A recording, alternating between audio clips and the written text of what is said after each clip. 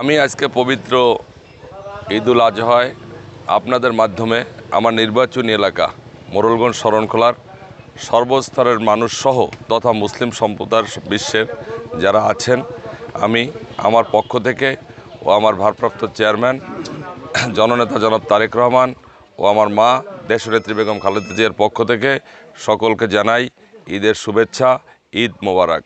আজকে ত্যাগের মাধ্যমে, মহিমার মাধ্যমে, আজকে তাকওয়ার মাধ্যমে সারা বিশ্বে একটি শান্তির বার্তা বয়ে আনুক, এটা আমরা প্রত্যাশা করছি। সাথে সাথে প্রত্যাশা করছি আগামী দিনের নতুন বাংলাদেশ গড়ার লক্ষ্যে একটি সুন্দর সুবাতাস বইবে এই ত্যাগের মহিমার মাধ্যমে, এটাই আমরা প্রত্যাশা করছি। আর আমি সকাল থেকেই আমার নির্বাচনী এলাকার, আমার গ্রামের বাড়ি শরণখোলা, এই কালকেবাড়ি, দৈবঘাটি, বিভিন্ন জায়গায় আমার নেতাকর্মীদের নিয়ে আমরা বিভিন্নভাবে সাধারণ মানুষের কাছে এই গরুর গোশত ভাগ করে দেওয়ার জন্য চেষ্টা করছি।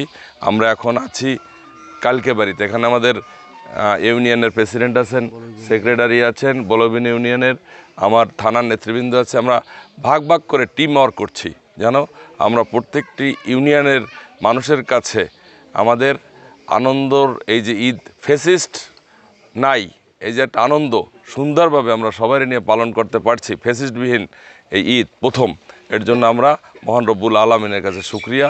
এবং আমরা ভারপ্রাপ্ত চেয়ারম্যানের পক্ষ থেকে সকলের কাছে যারা গরিব অসহায় আছে তাদের নিয়ে ঈদের আনন্দ ভাগ করে দেওয়ার জন্য আমরা স্বল্প পরে হইলেও একটু একটু গোশের ব্যবস্থা করছি।